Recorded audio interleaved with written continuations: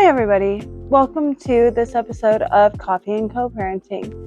We're going to do a holiday edition, if you guys can't tell. Yes, this is my Christmas tree. We have a very small apartment, and this is how we actually prefer to do it. We've done this for the last 4 years, almost 5 years, I think.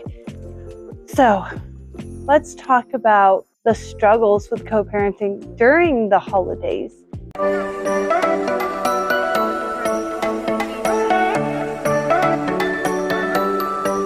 My name is Ashley Personwell. I am just a mother of twins trying to make it in the world of co-parents. Unfortunately, I was blessed with a high conflict co-parenting situation that I am trying to overcome and work through on a daily basis. I am finding in my journey that I am not alone. A lot of parents are struggling in the co-parenting situation. We are experiencing infighting, lack of compromise, and many other issues. Some of these issues can really arise during the holiday season and bring a little extra stress instead of bliss during the season. So I would like to make this video and this podcast to acknowledge the struggles, the triumphs, and some of the tribulations when it comes to co-parenting during the holiday season, as well as discussing some tactics that I found to mitigate some of the grief that can come in a high conflict co-parenting situation and bring a little extra joy to the season. Some of my biggest struggles when it comes to co-parenting and the holidays have been communication, grief, literal grief because of the lack of communication, and many other things. How do you combat this? You don't. In my opinion, in my personal situation, you have to roll with the punches sometimes as a parent.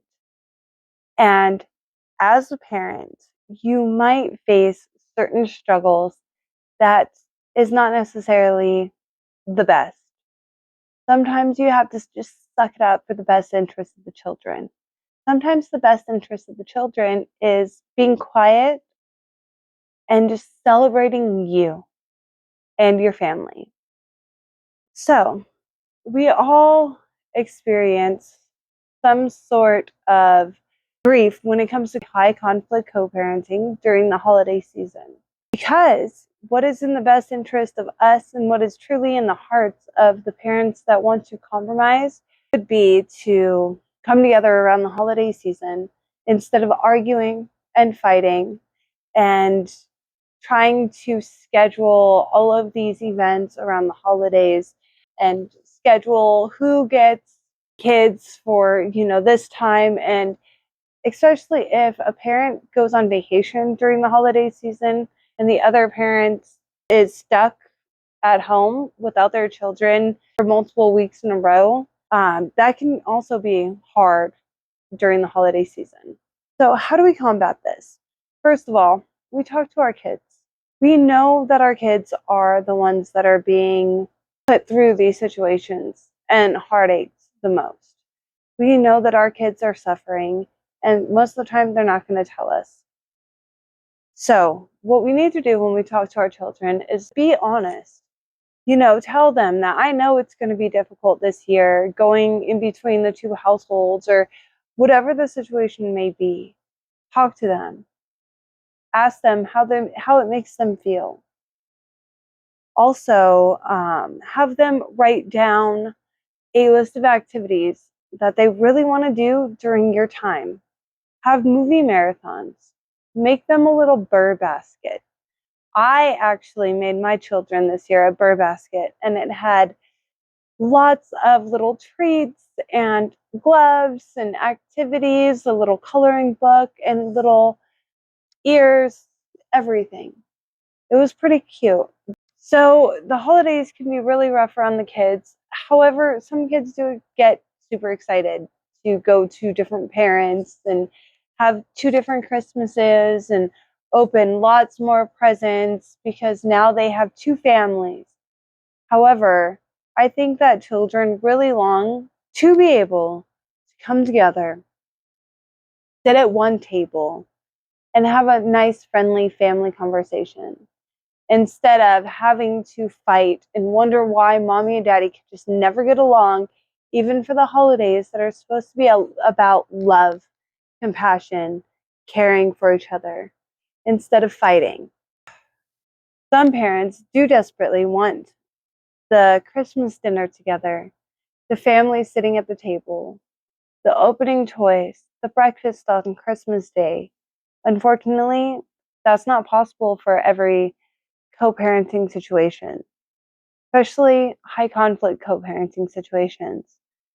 So if you find yourself in this type of situation, you have to understand, first of all, that it's not your fault, that you might feel a little shame or guilt around the holidays because you weren't able to make that relationship work even after the breakup for your children. What is in the best interest of the children would be to compromise, but sometimes it's not you. Sometimes it's the other party that isn't able to get over their emotions or their feelings long enough to realize that the children would like to have the family all together for once. When it comes to family gatherings, we all wish that the holiday season can just be merry and bright and cheerful, no matter what. That we can all just put our differences aside and understand that no matter what, the children come first. That we should be able to have the nice big family dinner together without any complications. Unfortunately, I live in reality where I understand that that's not possible. And believe me, it's not like I haven't tried, because I have multiple years in a row. I have many years of trying to come together, compromise, and have holidays together, and failed because of one argument or another. So this year, I am doing it for the first time differently. I am, in fact, not going to try to involve my co-parents in my holiday plans like I have every other year. Instead, this year, I have vowed to make this holiday season as stress-free as possible by, in fact, doing my own thing with my children and my husband. Try to communicate always when it comes to your children and the best interest. If you want to try to have the holidays together, by all means, please try. It could be beneficial for you. It could be beneficial for the children. It could be beneficial for everybody involved. However, if you're like me and just exhausted of the chaos that comes with trying to maintain a holiday with a high conflict co-parent, it might not be in your best interest to do so. Again, use your own discernment when it comes to your situation. My situation is not the same as yours. What works for my household does not work for every household. What does doing my own thing entail?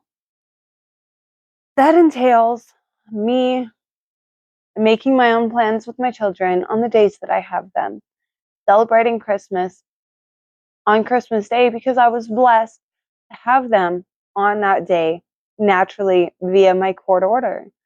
So instead of having to fight for holiday plans, and we as a family don't really do the Christmas vacation because Christmas vacations can get a little complicated and expensive, especially when you have to travel during winter and you live in Nevada where it kind of snows. So I'm not big on holiday travel during the colder seasons. I like to do it during the warmer seasons. All of that aside, I don't really want to worry about trying to schedule a holiday dinner. So for Thanksgiving and Christmas this year, we're just going to let it fall on the days. If my co-parent brings up any issues, I'm just going to say, you can celebrate on your day and I'll celebrate on mine. Because we've tried in the past and it hasn't been good for our mental health or the children's mental health. So to avoid that crisis this year, I'm actually going to opt out of doing Christmas as a family or a family, joint, quote unquote family. We've just decided to do a very simple dinner and presents as a very quiet household. We're not going anywhere to do anything extravagant. We're not going multiple houses.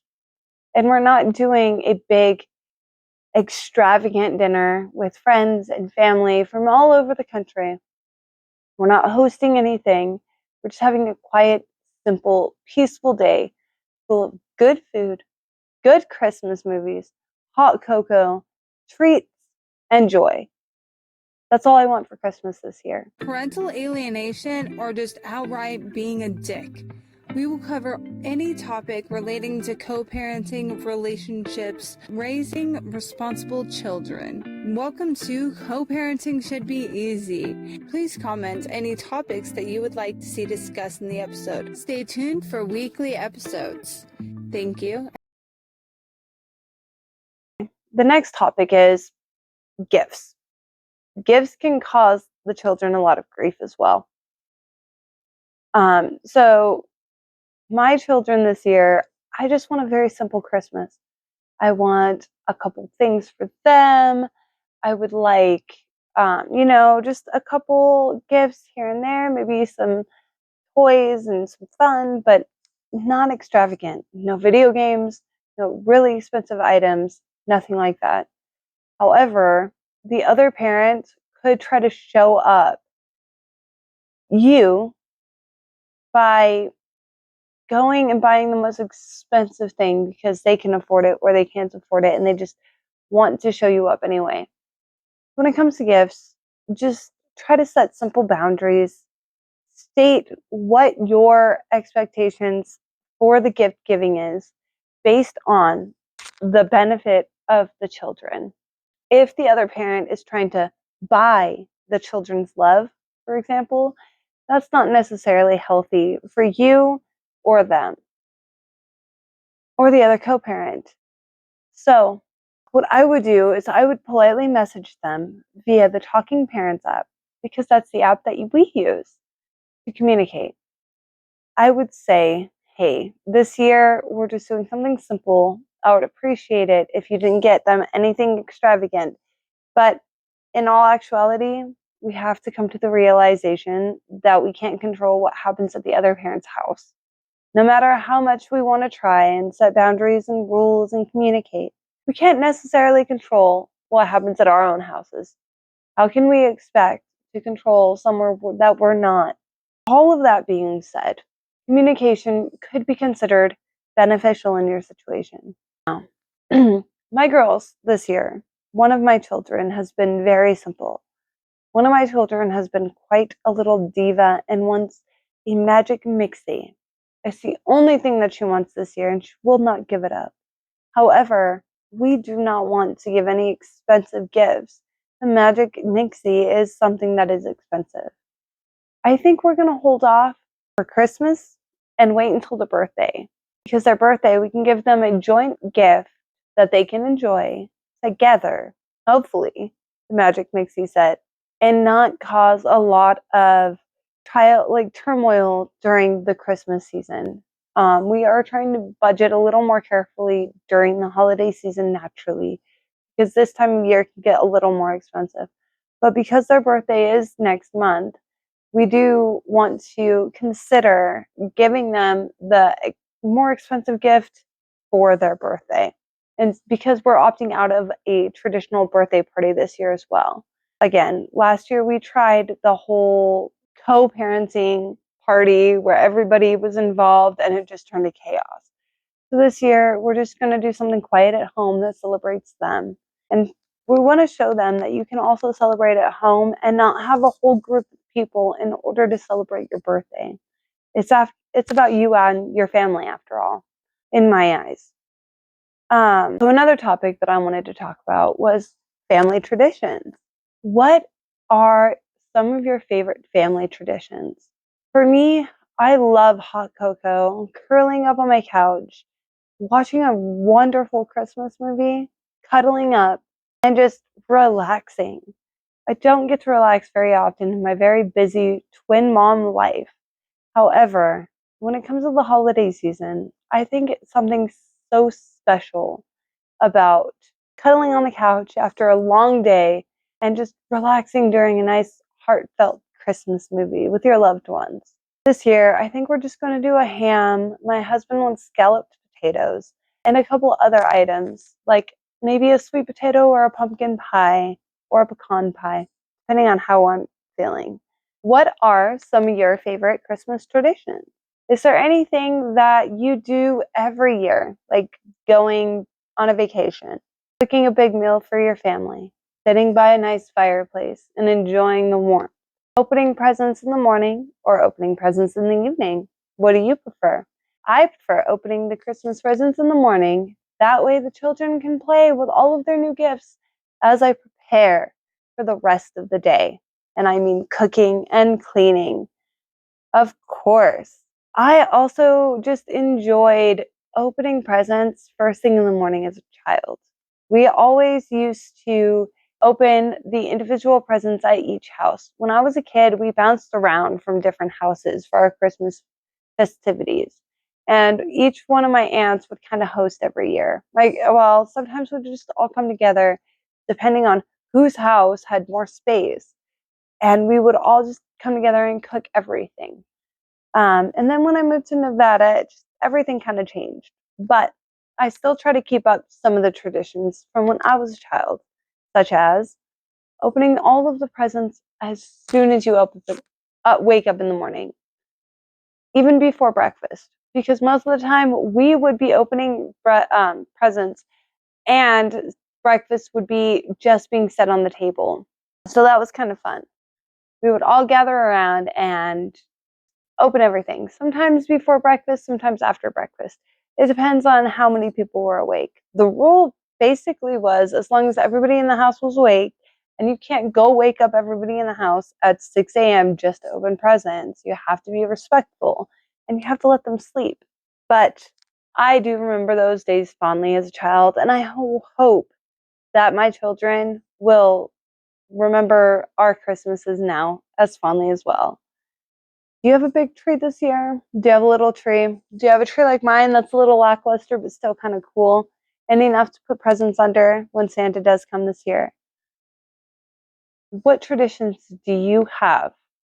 Do you bake cookies every year? Do you go out on a vacation like I was asking earlier? What is your tradition? Some of my favorite Christmas traditions include baking, of course. One of my favorite things to make is fudge. We've recently decorated some cookies and we do the whole gingerbread house thing. This year, I bought a Hershey's gingerbread house that I plan on doing with my children. I also bought an advent calendar. Do you guys do the whole advent calendar thing? What is your favorite Christmas movie? I think my favorite Christmas movie is The Grinch or A Nightmare Before Christmas, but we also watch that for Halloween as well. My girls were totally on a Hallmark kick the other day. So every now and then, I will get stuck on a Hallmark movie day where I will put on a bunch of Hallmark movies, drink hot cocoa, and just clean and decorate the house. It was so funny that a couple weeks ago, my girls inherited my Hallmark love. And when I let them put on whatever Christmas movies they wanted, it was a perfect theme of Hallmark movies. Spoiler alert, we will be discussing Santa. Please do not listen if you have littles in the room, as this may spoil the magic of Christmas and Santa. Thank you, and enjoy the rest. Do you guys believe in Santa? Do you guys tell your children about Santa? Let's have that conversation. So, I actually do tell my children about Santa, but not in like a threatening way. I don't say, "Oh, you're going to get cool" or anything. I do joke a little bit. However, to me, Santa is something that I've cherished as a child. When I figured out that Santa was Santa, and I was devastated, but then I realized Santa is actually real. I believe in Santa, even as an adult. I believe in Jolly Saint Nick because he was, in lore, a real person and he represents the spirit of giving, kindness, compassion, and cookies, which, of course, I can get behind. So I will not keep Santa for my children. I want them to believe in Santa. And when it is appropriate for them to learn the truth, I will definitely tell them the truth about Santa. However, I as an adult, still put gifts under the tree from Santa to me and my husband. So, what does that say? Maybe Santa does exist. Maybe Santa is real, and maybe we're never too old to believe in Santa. We should all believe in Santa. I hope that you enjoyed listening to my rant about Christmas. Some of these problems are so nuanced that each individual needs to take their own time to evaluate their situation and determine what is best for you and your children. Christmas and holidays can all get so complicated. It's not just about baking cookies and wrapping presents or unwrapping presents. It's about a lot more. Family can get complicated. Arguments can start, even if you're not split up, even if you are still together. Holidays can be a little stressful because everybody's trying to focus on the joy instead of actually focusing on the joy. Tradition, what are your struggles when it comes to co-parenting around the holidays? What are your biggest trials and tribulations when it comes to these struggles? If there's any way that I can help, please message me below. Send me a little comment, or you can email me at coparenting.should-be-easy. Please understand that I might not check my email as much as I should, but I promise to get back to you if you do contact me in some way, shape, or form. If you found this podcast or this video enlightening, helpful, or even just kind of fun, please let me know in the comments below. Like and share to a family member. And I hope that you give us a 5-star rating on any platform that you might be listening on. I know that I am primarily on Spotify, but however, I am on most other platforms. I am working on Apple, but that's because I don't have an account. Well, I wish you all the best. Happy holidays. Happy New Year. Merry Christmas.